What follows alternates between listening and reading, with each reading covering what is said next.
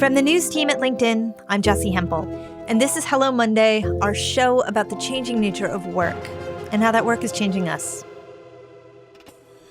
Not long ago, I asked you all to write in with the most urgent questions that you had about your careers, and I got a lot of mail. That's what a pandemic, a recession, and a lot of unemployment will do. But one question came up more than any other, and the people asking it were almost entirely women. They wrote to say, "My family needs me right now. I'm thinking about taking time away from work. Can you do an episode about that?" You bet we can. I called one of our listeners to learn more about it. Her name is Mirna Sethi, and she lives in Florida. Mirna has two girls, ages 8 and 6. This spring, they were in kindergarten and second grade. They had to finish the year remotely. Mirna's an attorney in her 15th year of practice, and she loves it. But it's been hard having the girls home. It's affected her attitude, a thing that she works hard to model positively for her children. Mirna thinks constantly about taking time off to help her family. Here, I'm going to let her explain. I have a good friend of mine who lives out of state, and we talk about this almost every single day. I am very lucky that my husband is working, and he's in a profession that is very financially stable, and so we could get by without me working, and I am choosing to continue working. And this was to a great extent something that I was struggling with even before things changed with the pandemic. So I'm just trying to figure out, why am I doing the work that I'm doing? I know why I love it, but why am I continuing to do it at this level? And should I be cutting back or just changing my expectations? And now it's just even more important with things changing so much with the e-learning and, being in the background. We are sending our kids to school, but for how long, I don't know. And our kids need us in new and different ways now. When you think about what it might be like to leave work and spend time with your family right now, do you think about that as a short-term thing, or do you think that you would step out permanently? I think it depends on the day. I have a very sad feeling of dread if I completely leave work and devote myself entirely to what the kids need during the day, because I have spent so much time on this part of myself, and it's really important. And I truly love what I do, but at the same time, I don't want to sacrifice my kids or my family. Mm-hmm. So, is it a conversation that you have with your partner? It is, and he's very supportive of my choices, and he's really good about reminding me about, is this worth it? If you make a choice and you feel a certain way, was it worth it? Every day there's opportunity costs involved. And, one of the things that I did, it's about 4 or 5 years ago, is I went into practice on my own. So I work for myself. And that has been a huge game changer for our family. Game changer because it gave you more flexibility? Like what changed? It did. Because when you work for yourself, in many ways, things are harder, but at the same time, they're easier because you are in control of your schedule. You are in control of the types of cases or work environment that you have. And you can make those choices, to, for example, take time off to take a child to the doctor, or to go to a recital, or just take the afternoon off and go to the zoo, things like that. And that really is important to quality of life. And I actually know many attorneys who have decided, 5, 6 years into practice, even before I had decided to go into practice by myself, to do that, to make those lifestyle changes. And I'm just curious, the attorneys who've done that, are they all or mostly women? Yes, they are women. And now that I think about it, they are. And they're moms as well. Do you feel like in some way the women's movement rests on your shoulders and your daughters are kind of watching to see what you do? Sometimes I feel that way.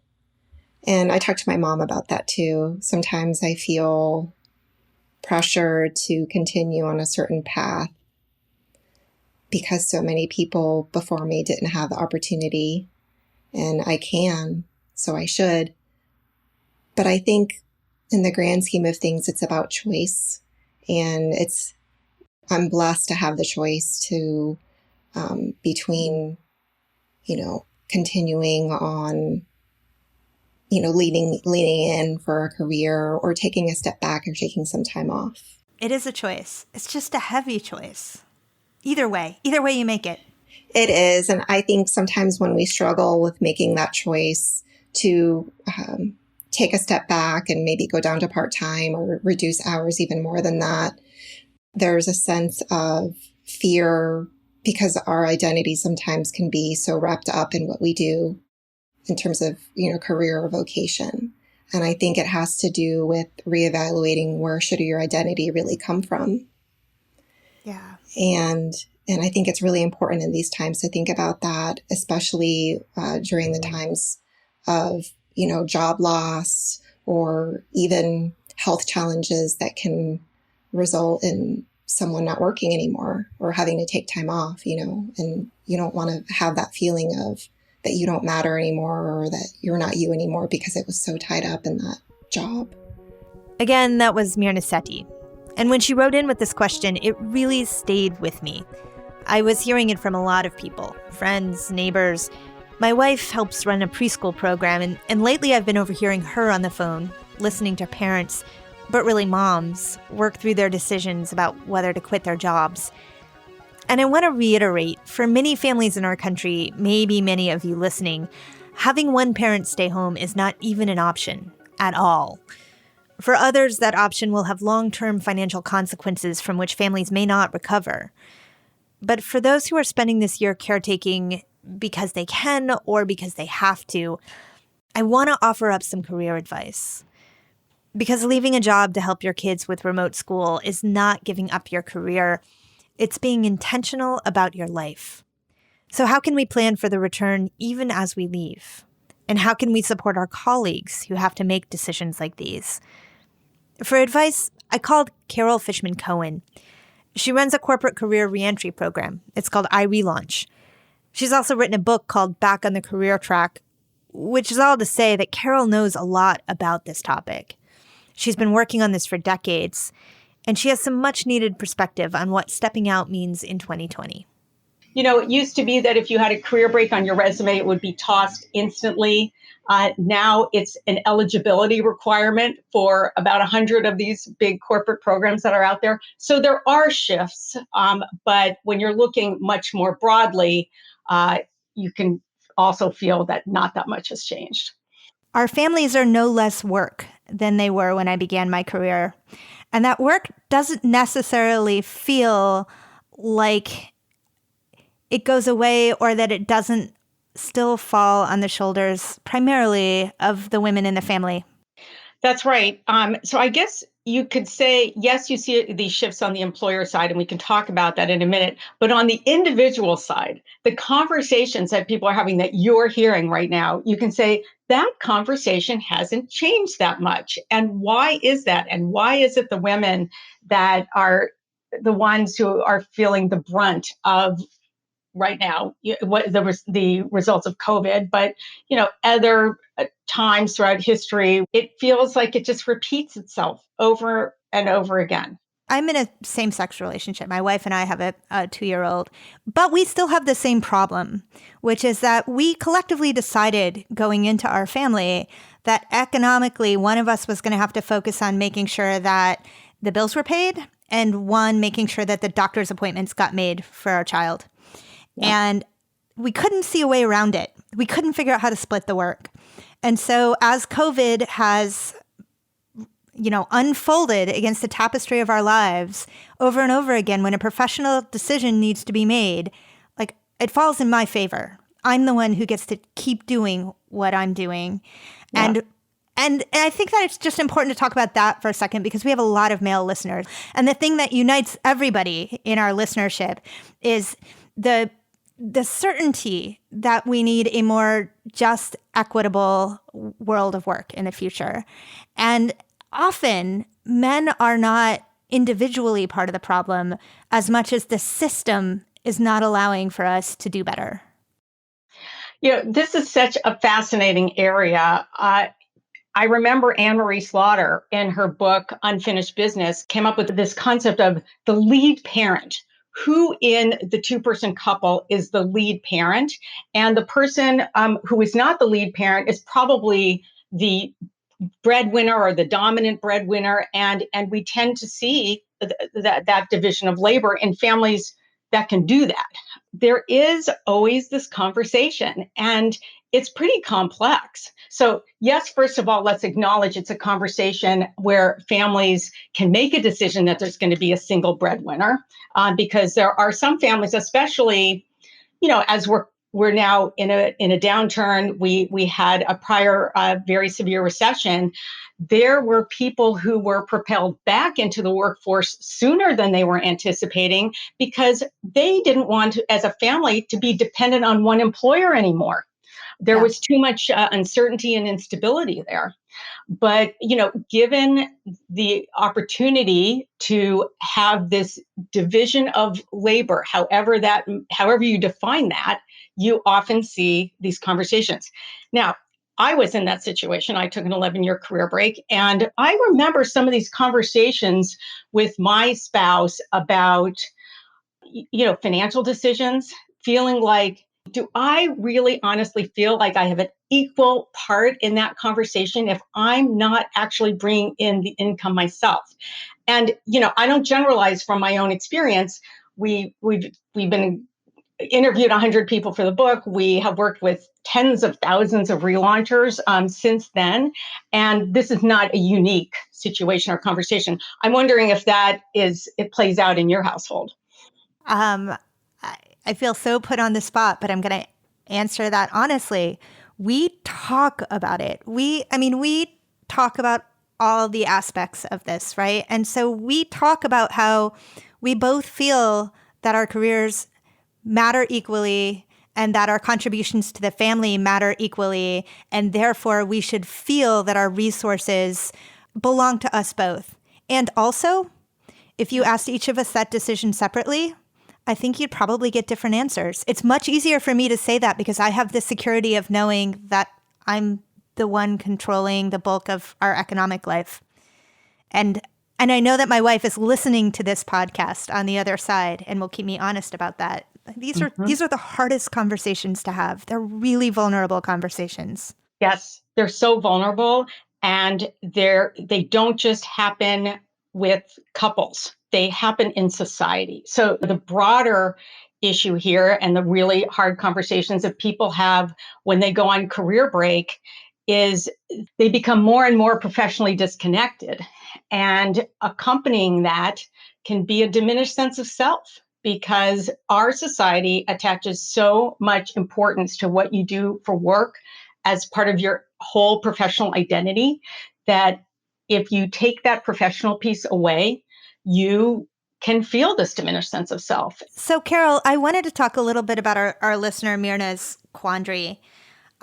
Specifically, she's in a situation where, and acknowledging this is not true for most people, she can leave her job and her family will be okay economically, at least for a while. And she also loves her job. She really likes it. It's a great fit for her. She's really into it. But she's concerned about her kids and probably would like spending the time with them too. How do you advise somebody like that once they've made the decision to leave? I would say to your listener that if she's made the decision to leave, there are a few things that she should do right now. And there are things that she should think about doing as she's at the beginning of this new phase. Number one, while her work life is still fresh in her mind, she should sit down and document. So one of the most important things, and I would say this for people who are currently working, who are anticipating maybe a future career break, but haven't done that yet, in addition to those who maybe have just made the decision, document the work that you've done. Document milestone moments, positive and negative, anytime you've learned something. Because if you think about it, if you are on career break for a number of years, when you're coming back into the workforce, you have to have anecdotes from your prior work experiences that are relevant to whatever roles you will be applying for in the future. Number two is she should really think through and even make lists of important people in her work life.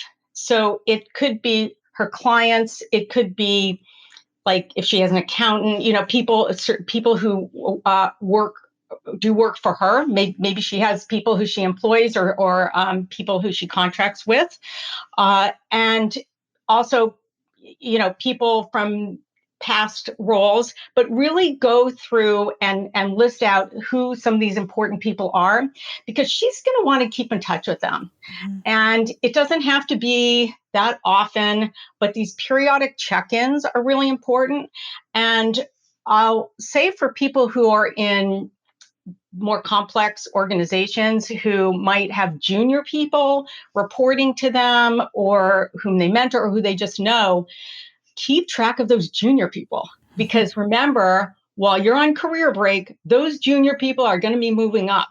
And we have numerous cases of relaunchers, as we call them, people relaunching their careers. The other thing I would recommend is that she goes into this situation eyes wide open and really understand what is the cost of taking a career break and what is the cost of taking different lengths of career breaks. I think most relaunchers who we talk to are surprised that they were out as long as they were. So everyone thinking, I only thought I'd be out 2 or 3 years. And the next thing you know, I woke up and 10 years had gone by. And that's not that uncommon. So there is something called the career break calculator that was actually created by this economist at the Center for American Progress. This calculator is the all-in cost of taking career breaks at different lengths based on whatever your current income is today. And it takes into account compounding and Social Security and some assumptions about, increased income over time. And it essentially gives you a number. And so I'd say if I had that tool, it's really hard to speculate what you might have done in different scenarios, but I would speculate that I still would have taken a career break, but it would have been shorter if I had known what the cost was, because it was a pretty big number. In my head, I'm just calculating what my number might be, and it's just making me grow more and more sober. So that's what it is. Yeah. All of those ideas are really great ideas, and I wonder if we can be a little bit more pragmatic about the specifics. So you decide not to search for a new job this fall. You decide you're going to leave your employer, take a leave of absence this fall. Do you recommend having a list of 10 people that you shoot an email to once a month? Like how do we do this? The way you're posing it is you're contemplating that maybe people are taking a shorter term leave. And actually, I would throw the question back to you in terms of what you're hearing from people. Do you think they're looking at this almost like the length of a maternity leave, that it would be a several month leave and then they would be coming back? Because that scenario is quite different from the scenario that turns into a number of years. So, and I bet most people don't know. So I would say, though, if you're thinking it's going to be 6 months, you have a group list of 10 people. Yeah, I would check in with them maybe every other month. Or if I saw some article about the industry or the company, or if you know them personally and there's something that has to do with a hobby or something relevant to them, even almost as a friend and colleague, yes, I would check in with them, but I wouldn't be doing it in any kind of relentless, sort of contrived, forced way. Sure. That makes all the sense in the world. And I think that it's like you say, that a lot of people think that they're going to take 6 months to address this situation. But then it also seems like people fall into two camps. There are some people who are stepping away from what they're doing. If Myrna leaves law, for example, she's a very happy lawyer. So should she choose to go back to work, I would imagine she might choose a similar profession. And then there's a whole cohort of people who, like many women and men in the middle of their career, get to a point where they say, well, this is not nearly as fulfilling as I thought it would be when I began. I want to do something different. And it seems like the challenge is a little bit different if that's the case. I'm curious if you ever work with those types of people. Absolutely. So the career break is often a time of reflection where you step back and give yourself the opportunity you hadn't given yourself before to reflect on whether you were even on the right career path to begin with.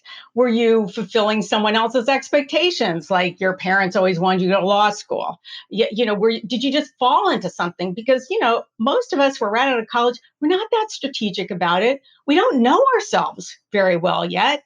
And one of the best practices that career coaches will give younger people is just try a bunch of stuff, So you try things, you fall into things, then at some point you end up getting a second role in the same field. And the next thing you know, you have a career, and then you're just kind of, focusing on that.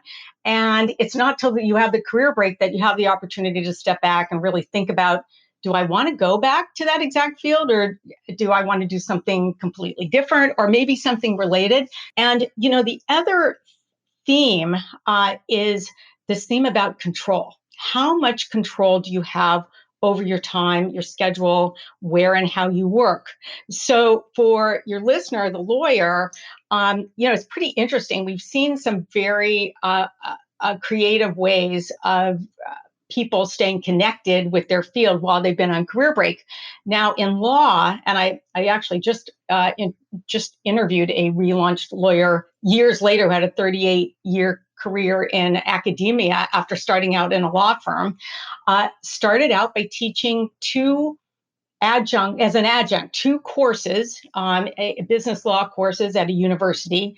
And it was kind of a last minute thing. They were looking for someone at the last minute, and she just said, I guess I'll try it. And it turned into this really amazing career path for herself. So anything that is a short-term version of something related to what your career goals are is a great way to keep your toe in the water. And we would recommend, to the extent that you can do it, understanding that, people say, wait, I took my career break because I have all this stuff going on at home, not so I can do all sorts of prep and things for myself so I'll be ready and better positioned to go back in. So I want to acknowledge that part up front, but you can work this in over time. Yes, maybe you could teach one course a semester in a field that's related to your career goals, and you have a lot of control over that time and the prep time and when the course time is. So Carol, for people who have been on a career break for a while, maybe even longer than they thought that they would be,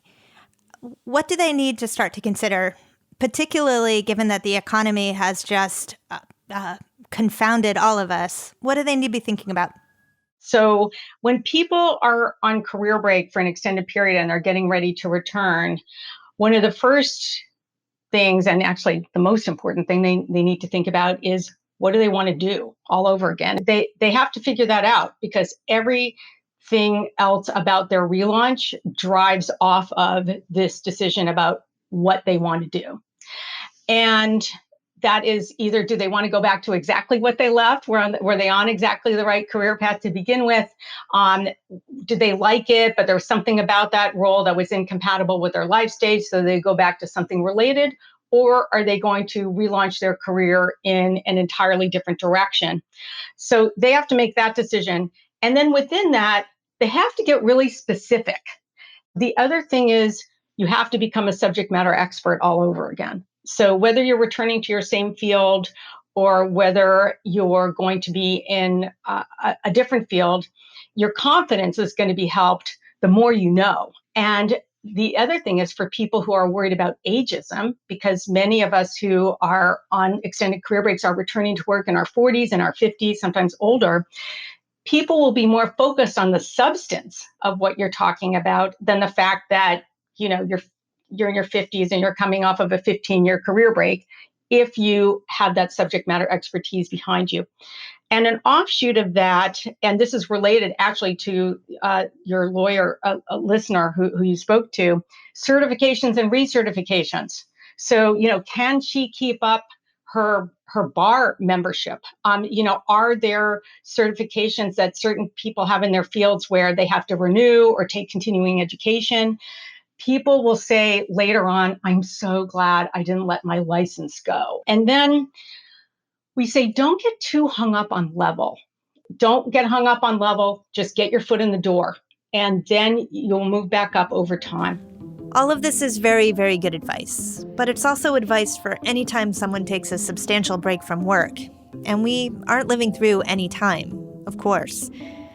Responses to the COVID-19 pandemic have caused unprecedented job loss. So I also wanted to know from Carol what's specific about job searching in this downturn. We talked to our relauncher population at iRelaunch who were successful in the last recession getting jobs and wanted to understand what was helpful for them. What did they do that allowed them to get hired in a downturn? And one of the things that they said was, they didn't do it alone. They did this with a group of people who also were trying to return so they could support each other, because it was going to take longer than they anticipated. They might not have been able to get that perfect role that they were hoping for. And to be in a group, not only were they accountable every week when they got together, but they also had sounding boards and support when things didn't go their way. And the other thing they had to remember is when they went public with their job search, is they had to ignore the naysayers. All the people who are going to say, well, yeah, you're looking for a job, isn't everyone? Or, oh, the market's terrible, you'll never get hired. They had to filter that out because they were getting that kind of input, and they had to make a decision ahead of time that they were going to put that aside. And then finally, when they had delays, and this is actually relevant even when there's not a downturn, but sometimes these delays, if they're in a job search process with an employer, you could go for weeks or sometimes like a couple of months without hearing from your employer that you're in a job recruiting process with. And they realized that was not about them. That was usually about something going on at the company on the recruiter side, where the recruiter was under pressure to change directions for a period of time and then come back to them later.